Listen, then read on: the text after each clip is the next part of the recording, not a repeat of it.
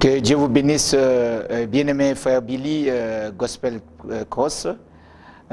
Oui, c'est vraiment une bonne question, une question très pertinente. Qu'est-ce qui s'est passé le 28 février 1963? Alors, j'aimerais d'abord vous lire quelques écritures de la Bible. Vous allez voir que c'est un grand jour, les jours tant entendus par des prophètes, par tous les grands hommes de l'Ancien Testament comme du Nouveau Testament. Ils attendaient d'être même dans ces jours, de participer.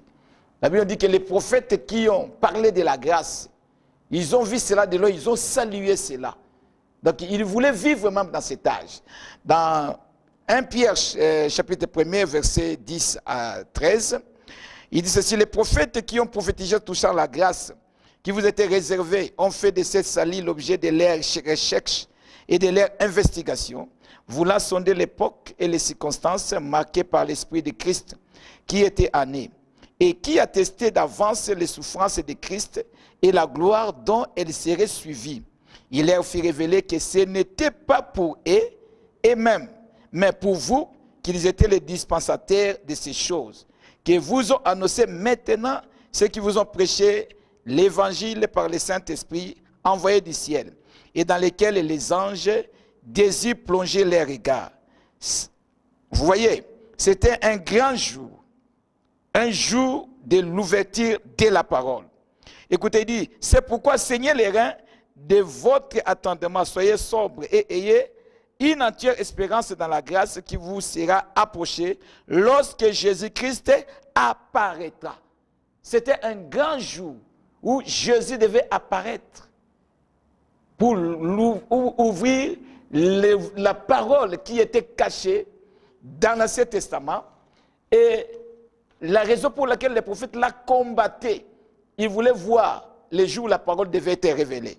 Si vous venez dans Hébreux chapitre 11, 39 à 40, la Bible nous dit ceci: tout cela à la fois desquels il a été rendu témoignage n'ont pas obtenu ce qui leur a été promis, Dieu ayant envie quelque chose de meilleur pour nous, en fait qu'ils ne parviennent pas sans nous à la perfection. Voilà, nous vivons dans un âge de la perfection. Nous vivons dans un âge où la parole devait être révélée. Parce qu'il y a des questions dans les cœurs des gens. Les gens lisent la Bible, mais ils ne comprennent pas. Apocalypse, ils ne comprennent pas. Ézéchiel, le livre de Daniel. Oh, Dieu avait promis qu'au temps du soir, la lumière paraîtra. Selon Zacharie 14, 7. Et dans cet âge de la Odyssée, Dieu avait promis qu'il enverra un ange. Dans Apocalypse chapitre 10, de 1 à 7, qui doit ouvrir la parole. C'est l'ange puissant là devait descendre. Si vous vous rappelez bien, dans Apocalypse chapitre 5, la parole était, les livres étaient fermés, scellés de 7 sceaux. Mais dans Apocalypse chapitre 10, l'ange puissant était descendu. Il avait mis un pied sur la mer, un pied sur la terre. Il a crié d'une voix forte. Et il avait ouvert les 7 sceaux.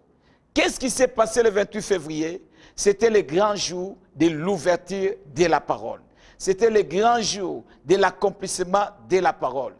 Dieu était descendu, Christ, sous forme de l'ange puissant. Et il était accompagné par les anges. Il y avait 3 anges du côté droit, 3 anges du côté gauche. Lui-même, l'ange puissant, était au milieu, avec les livres ouverts. Et les prophètes de l'Odyssée, William Marion Branham était sur la terre. Il a remis les livres ouverts entre les mains de William Marion Branham. Donc les livres-là qui contenaient toutes les révélations, tous les mystères qui étaient cachés dans la Bible.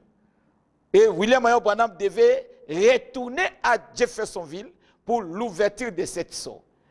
C'était un grand jour. C'est pour cela, c'était une très grande attraction sur la montagne des Saintes Montagnes. C'était Dieu confirmant sa parole. Dieu a révélé la parole qui était cachée avant la fondation du monde. Dans la prédication, quelle est l'attraction sur la montagne? Prêché le 25 juillet 1965, à partir du paragraphe 148. Les prophètes lui-même nous donnent le goût de ces jours-là. Il a dit, qu'est-il arrivé sur le mont Sainte-Seine? Dieu qui confirme sa parole. C'est la raison de tout ce bruit. Remarquez, c'est Dieu qui accomplit de nouveau sa parole promise d'Apocalypse 10, 1 à 7. et qu'au jour de la proclamation du message du 7e ange, les mystères de Dieu seraient menés à terme. Les mystères devaient être révélés. Les mystères cachés d'Apocalypse 10, 1 à 7. Les derniers messages au dernier âge de l'Église. Ce qui accomplit exactement cet âge, Luc 17 et 30. Le jour où le Fils de l'homme se révélera. Voilà, c'était l'ouverture de la parole. C'était le jour où Christ était descendu comme l'ange puissant pour révéler la parole de Dieu. Il a remis cela entre les mains du prophète majeur de Laodicée, William Marion Branham. Dans paragraphe 151, il dit ceci: les observatoires et tous les gens de Tucson se posent encore des questions. Comme vous vous posez des questions aujourd'hui. Qu'est-ce qui s'est passé le 28 février? La recherche scientifique essaye de découvrir ce que c'est. Tellement haut qu'il ne peut pas y avoir de brouillard, ni de brume, ni rien là-haut. Qu'est-ce qui a produit ça? Ils sont tous aussi intrigués par ces halos surnaturels, suspendus là dans les ciels, qu'il avait été quand les mages sont arrivés, en suivant une étoile, et qu'ils ont dit: où est le roi des Juifs qui vient de naître? Qu'est-ce que c'était? Dieu qui accomplissait sa parole. Un astre se lèvera de Jacob. C'est le grand jour, au temps de la fin, où le mystère de Dieu devait être révélé. Le mystère de la Bible, mariage et divorce, ça devait être révélé. Le mystère de cet honneur, le mystère de la plénitude de la divinité. Dieu s'incarnait dans un homme appelé Jésus-Christ, le seul, l'unique, le véritable Dieu. Avant Jésus, il n'y a pas eu de Dieu. Après lui, il n'y en aura point.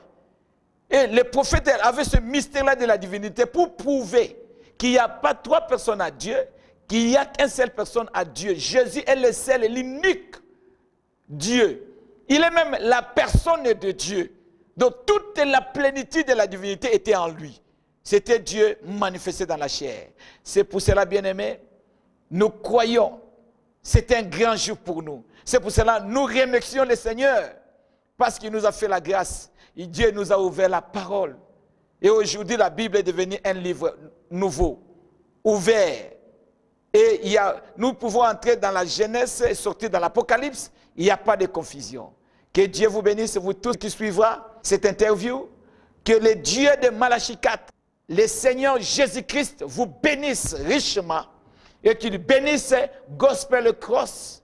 Qu'il bénisse tous les enfants de Dieu qui vont suivre cette interview. Shalom, shalom, shalom.